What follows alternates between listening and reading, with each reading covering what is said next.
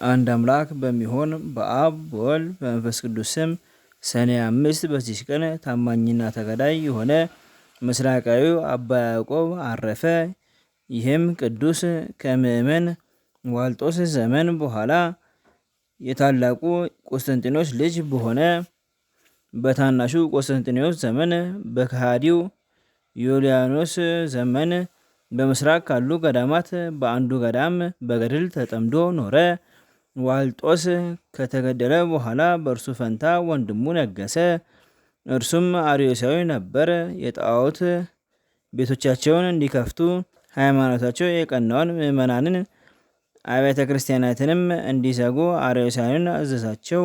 ወደ ከፋች ወደ ተበላሸች ሃይማኖታቸው ምዕመናን በግዳጅ እስቲገቡ ድረስ እንዲሁ አደረገው። ይህም የንጉሥ ትእዛዝ በሚገዛው አገር ሁሉ ደረሰ።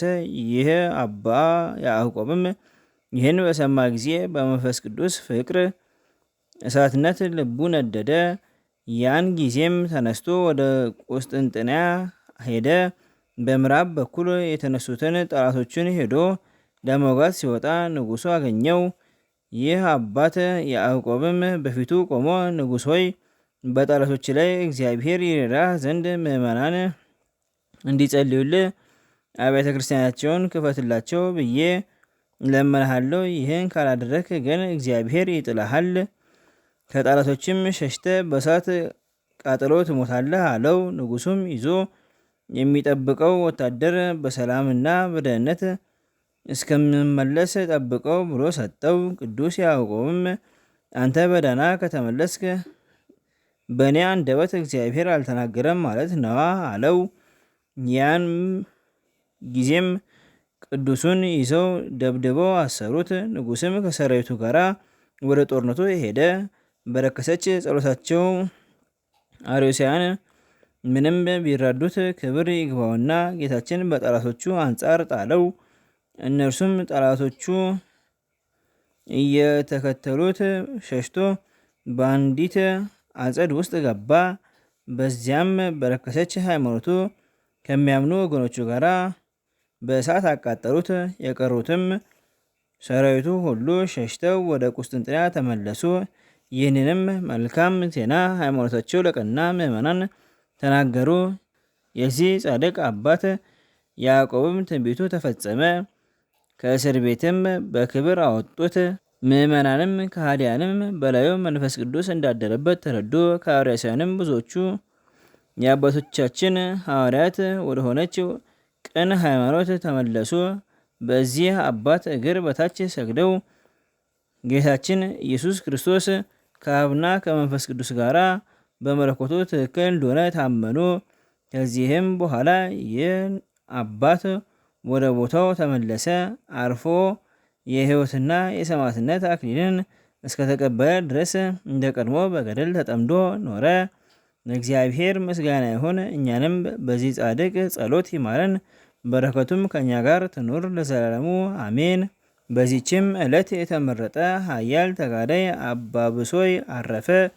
የዚህ ቅዱስ አባቶቹ ክብር ይግባውና ጌታ ክርስቶስን የሚያመልኩና ትእዛዙን የሚጠብቁ ክርስቲያኖች ነበሩ። የአባቱም ስም ታግህስጣዎስ ነው። እርሱም ከአንጾቂያ የዕቃው ገዥ ነበር። የእናቱም ስም ክሪስ ይባላል። እነርሱም ልጅ ሳይኖራቸው 17 ዓመት ኖሩ።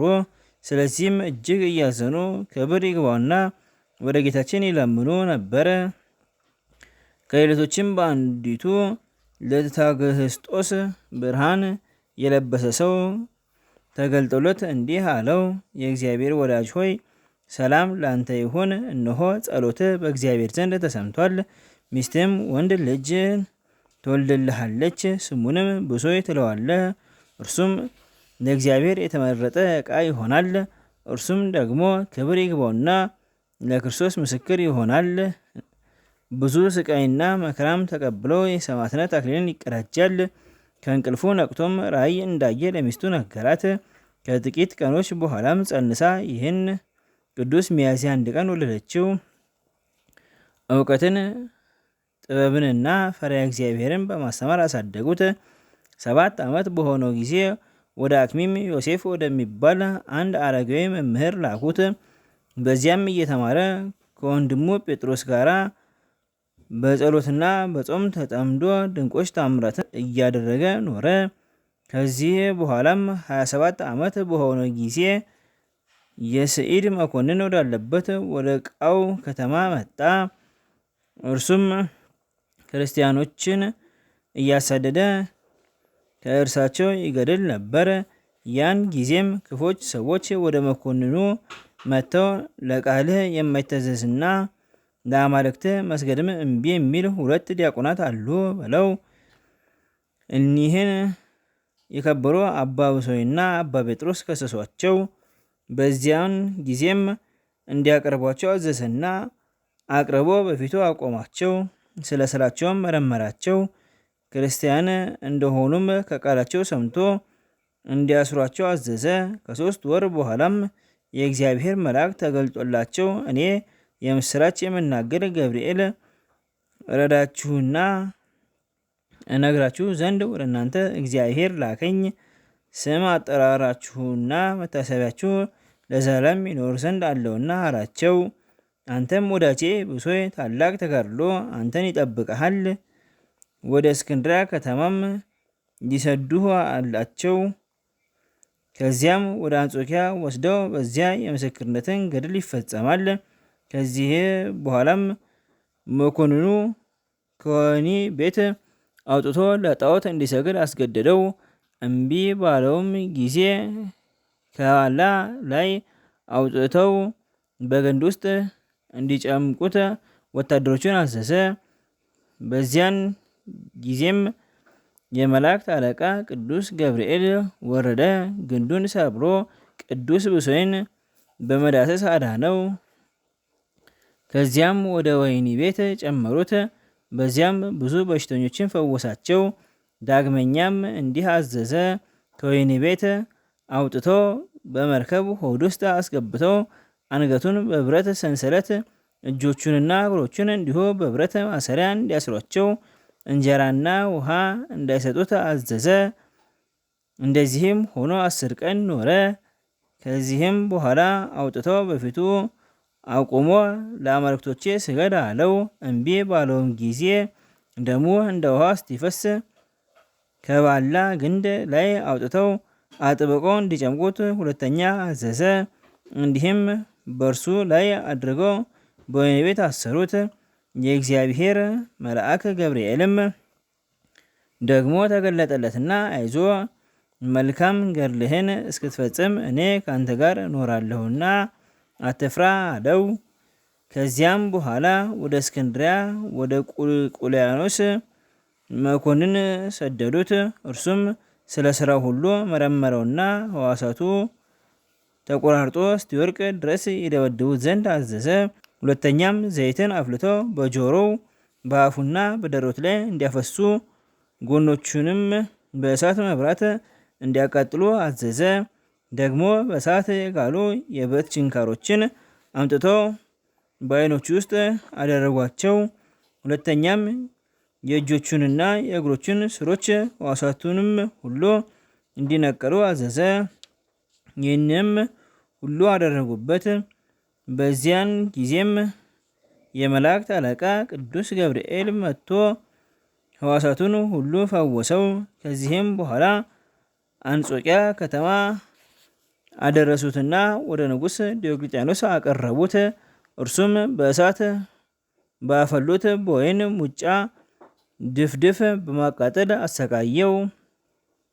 ከዚያም የመላእክት አለቃ ቅዱስ ገብርኤል አዳነው። ዳግመኛም በአንገቱ ከባድ ድንጋይ በሰንሰለት አስረው ወደ ባህርም አንከባለው ግማሽ ስጋውን እንዲያሰጥሙ ግማሹን ግን እንዳያሰጥሙ አዘዘ። እነርሱም በባህሩ ዳር ታላቅ ምሰሶ ተከሉ። በዚያም እንዳዘዛቸው አድርገው አስረው ተዉት። በዚህ ስቃይም ከቀኑ እስከ 7 ሰዓት ዋለ። ያን ጊዜም የመላእክት አለቃ ቅዱስ ገብርኤል ፈቶ አወጣው፣ እንደ ቀድሞም ጤነኛ አደረገው። ንጉሥም አይቶ አደነቀ። ሰያፊውንም ፈጥኖ አንገቱን እንዲቆርጥ አዘዘው። ያን ጊዜም አንገቱን ቆርጦ በባህር ዳር ከምድር ላይ ጣለው። ስጋውንም አንስቶ ከቁርበት በተሰራ ጋን ውስጥ ጨመረው።